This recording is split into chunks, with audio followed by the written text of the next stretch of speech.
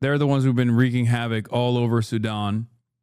And partially because it's a conflict in Africa, and partially because it's not completely directly involved by any Western nations. I mean, there's always Western involvement, but like nothing as direct as like America with Israel, for example.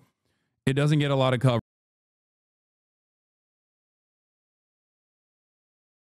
The symbolic Sudanese city. I work in healthcare regulatory policy. I can attest that the big bill work requirements will remove caregivers from Medicaid benefits that otherwise allow them to be full-time caregivers for their children or completely dependent parents. That means patients relying on 24/7 caregiving by a relative will no longer have them at home. With excruciating home healthcare costs, patients, mostly kids, will die from preventable complications. Yep. Former dependent of a vet here. My family relies on SNAP, myself and my 2 kids. I am unable to afford childcare, so we rely on SNAP, $725 a month or so. And I just got a bill for $4,000 for 10 years ago for the birth of my son from when I was on TRICARE. So now no SNAP and new debt looming over our heads. I have 2 autistic kids who only eat very specific safe foods. Food banks are not an option for us. This is the reality of many Americans. There are 40 million Americans like that. Okay, 40 million.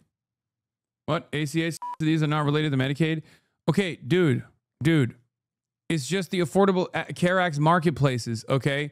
I was using Medicaid as a different example, okay? But that, like, I was using Medicaid as an example of how to describe the fiscal cliff, okay? It's the same shit. And for the record, the ACA that are coming in also do come from Obamacare, specifically to states that have expanded Medicaid under the ACA. It's all Obamacare. I work for a government contractor and they sent out a whole sheet of resources, aka loan programs to help workers during this unprecedented time, loans to live. Don't worry, dude. We got, what was it called? Oh my God, Klarna. Don't worry, guys. Klarna. We can use Klarna to pay for your groceries. Klarna for all. I've literally never heard of that. Klarna is a credit company that famously partners up with like Postmates and shit. So you can actually take out loans, like micro loans, to pay for your pizza delivery. It's awesome. Yeah, Lamau, except they make you pay a quarter up front. Yeah, put your burrito purchase on a payment plan, dude. Motherfuckers used to finance houses, and then we started financing cars. Now we're financing burritos, dude. We're financing Taco Bell, and no one looks at that and goes, I think this system is broken. Like, it's so insane. It is so insane to me that we're just out here being like, America, the wealthiest nation on earth, unimaginable amounts of debt. So much debt that they're taking on debt to eat burritos. What are we doing? Oh God, the GDP though, man, that's called innovation. Yeah, that's that beautiful GDP growing innovation right there. You don't understand. Burrito debt. Now we have another company. Plattner said Israel's a state. Has he said this before? Graham Plattner says watching Ireland President-elect Catherine Connolly trounce the opposition brought him an immense amount of pleasure. Asked if he agrees with their characterization of Israel's state, he says yes. We cannot be tricked into pointing fingers left and right when the only direction to be pointing fingers is up. A trans person living out of their car says they want to support Plattner because I believe you are a better person than you once were because I'm a better person than I once was. He gave her a hug. That's a wrap on Plattner's town hall in Damariscotta. 8 questions for that. 1 on the Reddit post, none on the tattoo. God damn. I've been financing gas and it's awful like my bank figured me out. The money that doesn't get used to pay the burrito can be put in a Roth that beats the stock market, then use those earnings to pay it off. Mills militia outnumbered. What are you going to do? Don't worry. I'll figure it out. It's not over yet. Janet Series, it's not over yet. Mills Bros, it's not over. Mills Mafia, we're still here. We're still alive. And we're still here. We're alive and well. Why hasn't anybody just said that they're Argentina so they can get bailed out? Yeah. Hello, Mr. President. I'm Argentina, the beautiful nation state. Please give me $20 billion. Otherwise, if you do not give me $20 billion, I might default on my debt. And you have some very powerful Americans who have purchased my debt. Oh, wow. Thank you. You're doubling the money for no reason, and you will now give me $40 billion? Yeah, yo soy Argentina. Yeah, anyway. The composer for Halo is running for a Republican seat? What the? I don't care. Bro, I just recommended my offline liberal aunt who lives in nowhere, Colorado. If she's here, she's going to be so confused. What do you mean? She gets it. She should also say she's Argentina, the glorious nation of Argentina. So she can also get $40 billion from the government. The Halo thing matters? No, it doesn't. All right. Key Sudan city falls to paramilitary group. What does this mean for the updates from Sudan? The symbolic Sudanese city of Al-Fashir has fallen to paramilitary forces after weeks of intense battles and a brutal 18-month siege. Aid workers and advocates of the humanitarian catastrophe that will unfold if Al-Fashir falls to the rapid support forces. So what does their takeover mean for the people of Darfur and the state of the Sudan?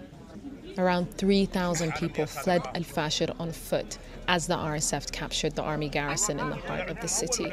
Some were scattered across fields monitored by RSF drones, and others left in queues, trailed by RSF trucks. Women have been leaving the city in droves for months.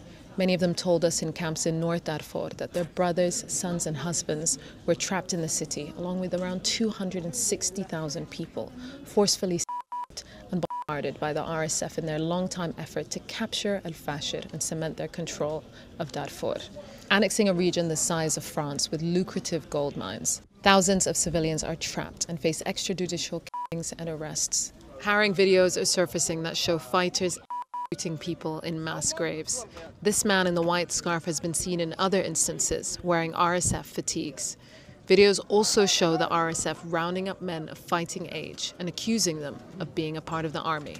The Sudan Doctors Network has said dozens of civilians have been killed in ethnically motivated attacks in the hours after the RSF captured the garrison, in a total telecommunications blackout. Insiders told Sky News that high-level negotiations are underway to secure the safe passage of civilians. But Al-Fashir's fall follows the same formula of other RSF takeovers of cities in Darfur. A comms blackout, and then brutal motivated attacks on civilians and assassinations of state-aligned commanders. And now the targeting of civilian journalists like Muammar Ibrahim. Forced to kneel and announce the RSF takeover of Al-Fashir after reporting on their siege of his hometown for many months. The RSF, born out of the tribal militias that terrorized Darfur in the early 2000s, have been accused of committing genocide in the region 20 years on. Backed by the United Arab Emirates and taking on the military state that first armed them with more sophisticated weapons than ever before. The Rapid Support Forces are a funded paramilitary group by the United Arab Emirates. They're the ones who've been wreaking havoc all over Sudan, and partially because it's a conflict in Africa, and partially because it's not completely directly involved by any Western nations. I mean, there's always Western involvement, but like nothing as direct as like America with Israel, for example. It doesn't get a lot of coverage. Let's talk about this is the Al Jazeera report on the Sudanese civil war as a starter. What's happening in Sudan, because people are talking about the risk of here in Darfur, in the city of Al-Fashir. It's also being masqueraded as like tensions, even though there is the major reason for the genocidal ethnic cleansing campaign is specifically for territorial acquisition and, of course, extraction of national resources.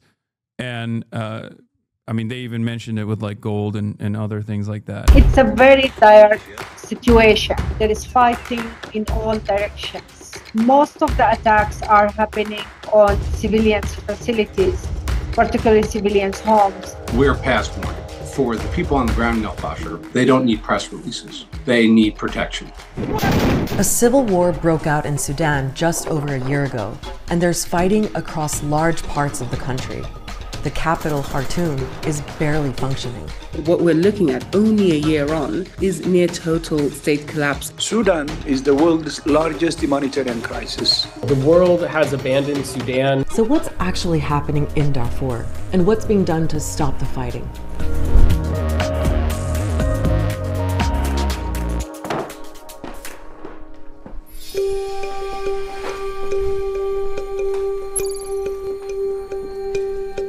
First, a quick reminder of the backstory.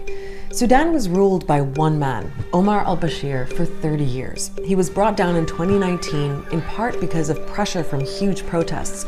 Then there was a short period when Sudan looked like it was on a path to democracy. And among a lot of people, there was a sense of hope. But that democratic transition got derailed pretty quickly. In 2021, there was a military coup, and then, last year, war broke out.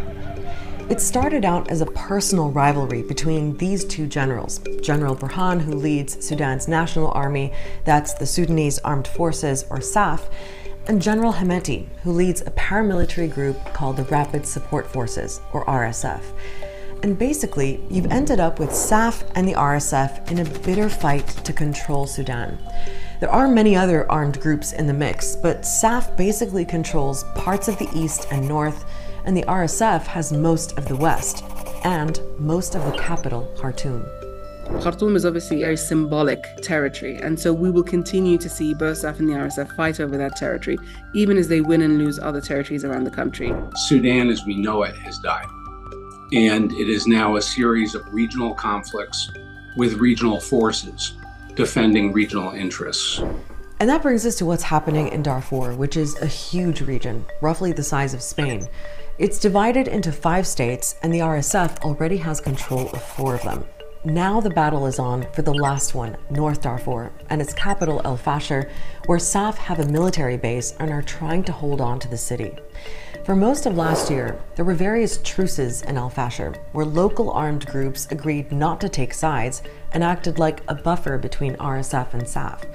But the latest truce appeared to collapse in April, and several groups aligned themselves with SAF to fight against the RSF.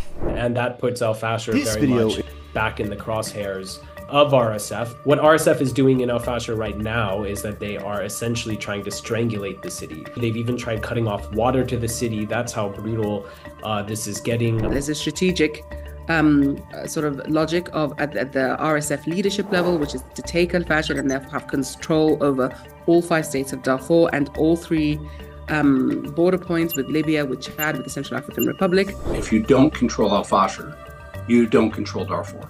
And RSF knows that. But if the RSF take control of El Fasher, there are huge fears about what it means for the estimated 1.8 million people living there, especially because there's an ethnic dimension to this war, where you have, very broadly, Arab militias aligned with the RSF targeting what are commonly referred to as non-Arab groups. And to understand that, we have to go back to the 2000s. In 2003, there was an uprising in Darfur against the government of Omar al-Bashir. The rebel groups were mostly from non-Arab communities like the Zagawa, Masalit, and Fur, who felt neglected by the Arab-dominated government. Bashir responded by arming local Arab militias known as the Janjaweed to fight against the rebels. They killed, raped, burned, massively displaced up to 1/3 of the population of Darfur as a whole. Violence is worsening. The bombing, murder, and rape of innocent civilians. Genocide there has already claimed 400,000 lives. Remains of Darfur's dead, brought to the surface by strong desert winds. Later, the Janjaweed evolved and rebranded as the Rapid Support Forces. And in 2017, Bashir's government made the RSF an official paramilitary unit, a kind of second army. But the RSF kept their strong links with Darfur and the Arab militias there. The RSF is a monster that the Sudanese army and the Sudanese regime created, and now it's turned on the Sudanese state. They have become regularized, they have uniforms, but effectively these are the same types of people, same groups of people with the same political objectives. The RSF has been so emboldened and so empowered to commit such atrocities for over 20 years. It happened before and they got away with it. So what's happening in Darfur now is basically an old conflict that's being reignited. There's mounting evidence that the RSF and its allies are using similar tactics as before. These pictures show RSF forces rounding up people from the Masalit ethnic group in a place called Ardamata in West Darfur late last year. It's a suburb of the city of Al Janaina.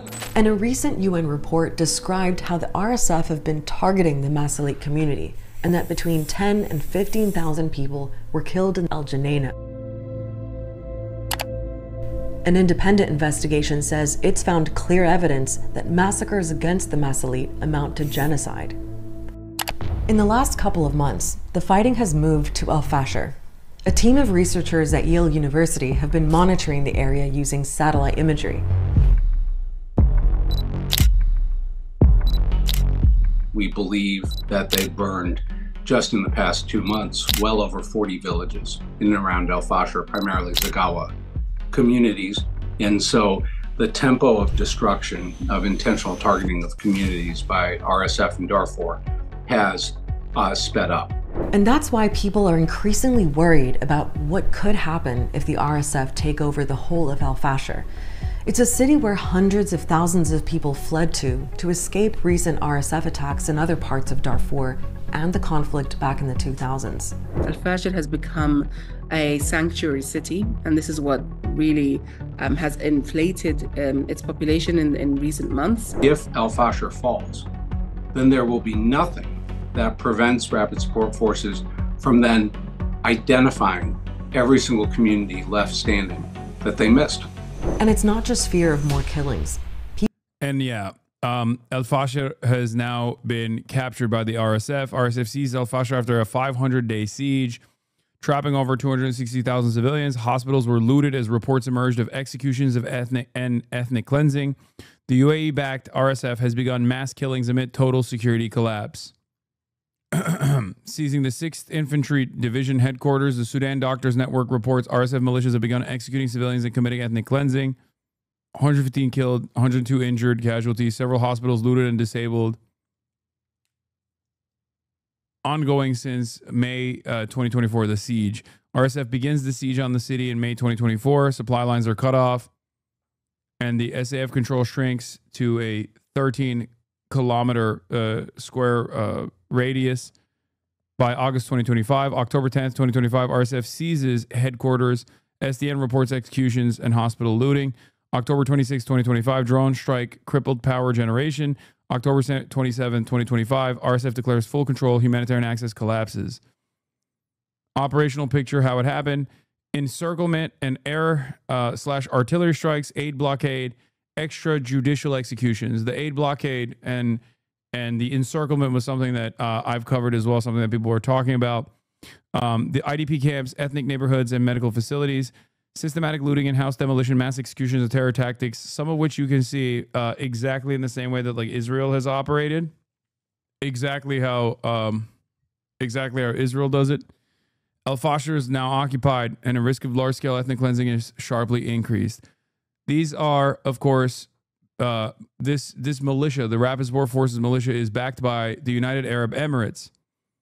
And they announced that they would kill civilians attempting to flee the siege, while field reports confirmed the hospitals were looted amid the security collapse. They get logistical training, or they get logistical aid, and they do joint training, and they get arms. They've even actually, according to reports, they've even actually utilized Israeli artillery as well. The possession of advanced weaponry heightens concerns about its potential for future acts of violence. Video footage has emerged of Israeli-made LAR 160 light artillery rockets being used by the Rapid Support Forces in Sudan against the Sudanese army. The RSF is a paramilitary force that is at war with the Sudanese government. 160 millimeter caliber multiple rocket launcher that can fire up to 26 rockets at a time. It has a range of up to 45 kilometers. It can be used to attack a variety of targets, including infantry, armor, and artillery. The launcher seen in the RSF footage was mounted in a light truck. Sudan is not known to operate the type, hence it's likely that the RSF acquired the artillery from a different source. What does the UAE gain from this? What do you mean? Massive foothold for mineral extraction, gold mines, things of that nature. Why did Africa get colonized throughout time? Why did it get colonized? In the words of Parenti, you don't steal from a poor person. You steal from someone who has something to steal. Africa has plenty of resources to steal. A tremendous amount of resources, as a matter of fact. That's why they do it. That's why it has been purposely kept behind, purposely destabilized, so that people can extract these natural resources for pennies on the dollar with a cheap labor force and with tremendous instability. People can't demand more in the process of extraction. The RSF, Good Vibe Politics says, the RSF would not be able to support itself without the support it gets from the UAE, which is functionally a U.S. client state. It is no surprise that the same actors supporting Israeli genocide in Palestine are supporting the same violence in Sudan. It is deeply connected. Siham Hasan, a former member of Sudan's parliament who ran community kitchens feed the hungry and starving in her home city of El Fasher, was executed by the RSF militiamen earlier today. People in Al Fasher are already starving. Right now, Sudan is facing one of the world's biggest hunger crises. Almost half the population don't have enough to eat. Around 5 million people are teetering on the brink of starvation. In one refugee camp south of Al Fasher, a child is dying every 2 hours because of malnutrition, according to Doctors Without Borders. أبي في ستة العالم ما عندهم قرش قال ياكم والله دولة حتى الآن دولة ديتي شايفة لحتى الآن ما قدرت عشان يجيب عشين بوزات. My team are telling me in Darfur what they see is that people are eating leaves, they're eating soil, they're eating one meal a day if they're lucky. And aid is just not getting to people who need it, especially in Darfur. International aid agencies are struggling to get. Yeah, also the UAE doesn't have enough competency in its ranks either. So in order to train the RSF militias, they also rely on Colombian mercenaries as well. Like, remember what I told you guys about like these Gulf states and how the Gulf states, like the actual nationals they have too much money individually, because like their actual population is very small. It's mostly just like immigrant workers, right? Some literally devoid of passports. The actual citizens, the number of citizens is much smaller. And they also have a fuck ton of money because of all the natural resources they have, specifically oil money. And that's the reason why they're like, why the fuck would I go and die in Sudan? So they hire Colombian mercenaries that have in the past been trained by the United States government. And they get those guys to go and train the rapid support forces at the behest of the UAE. To these conflict areas, and both the RSF and SAF have been accused of blocking or stealing aid as a war tactic. The reason why people are surviving is because we have local volunteers, Sudanese, who are on the ground, on the front line, risking their lives to save their peers. There's also a funding problem. The UN says it needs $2.7 billion for its aid operations in Sudan this year, and that it's only received 17% of that. Now, something else to keep in mind is that this war is also being fueled because the RSF and SAF are getting support from other countries. The UAE is accused of supplying weapons to the RSF, allegations that a panel of UN experts described as credible based on their own investigations. The UAE denies supplying weapons, calling the accusations propaganda, and says it's transporting aid to Sudan. And then you've got Russia, which appears to be backing both sides. A mercenary group linked to the Russian government is said to be supplying the RSF with weapons, while Russia is also supporting SAF as a way, it seems, to secure access to Sudan's Red Sea coast, where SAF is in control. SAF also has Egypt on its side. General Burhan has made visits to Cairo. There are also reports that SAF has been using Iranian drones. If supplies to these two sides slowed down, I think we would see this war start to die down quite a bit as well. So outside powers and backers of these two sides are clearly helping prolong the war. At the same time, there have been some diplomatic efforts to try to stop the fighting. For example, Egypt and the UAE reportedly brought the two sides together for talks in Bahrain earlier this year. And the UN Security Council has adopted a resolution calling for the RSF to stop its attack on Al Fasher, for both sides to agree to a ceasefire and to allow aid in. Yeah, the UAE lost almost an entire unit of all UAE nationals when they invaded Yemen, and there was massive public backlash. It was like 35 people in one day. After that, they only used mercenaries. Yeah, and they're like, annual household income is far higher than like the average American, even. Oil-rich nation. So like one person in the UAE dying from their own analysis is like, it's like 35 millionaires dying in one day. Do you understand? Maybe not that much, but close to it. Like, hence why they utilize mercenaries instead. We've actually seen more of a aligning of interests among the outside actors to actually want to get some end to this war. Basically, no one really seems to benefit from Sudan collapsing, but the problem is that the two warring sides want to keep fighting. And remember, it's not really just two sides because of all the other groups involved, especially in Darfur. And that makes finding any kind of resolution even harder. Whether there's enough global political will to even push for that is a whole other question. The spillover from the Sudan war is tremendous. It affects the whole region. It could easily affect the whole continent of Africa, and nothing is being done. We are consistently raising the issue of Sudan to top diplomats around the world, and many times they make clear to us it's just not high on their agenda. Now that we might see 1 million Sudanese starve to death, I expect we'll see some uptick in efforts to try to save the Sudanese people. I hope it's not all too little too late, but obviously most of it is too little too late, and everyone was warned. Our show's it's crazy because like the less the annual income is of the average person, the less important they are in the eyes of the world. Like you could kill 1 million Sudanese people, but as long as like the UAE gets to secure gold mines in the territory, most of the world doesn't even fucking turn. Most of the world doesn't even turn around and recognize it. It's entirely fucked up. And yet, once again, as I've said, it's not that these nations are poor. They're not. They're very resource rich. It's just the people have been purposely kept poor. Anyway, we'll watch this Cogito video on Sudan is collapsing. But this is from a year ago. Getting access to. I don't want to watch a older video. Yes, Africa is not underdeveloped. It's overexploited. How gold is smuggled out of Africa and processed in Dubai at the 7-minute mark. It is also exported to Switzerland, to the UAE, and from the you want to avoid having gold in from the DRC linked to conflict, or I don't know, in Sudan or for Mali or for Zimbabwe.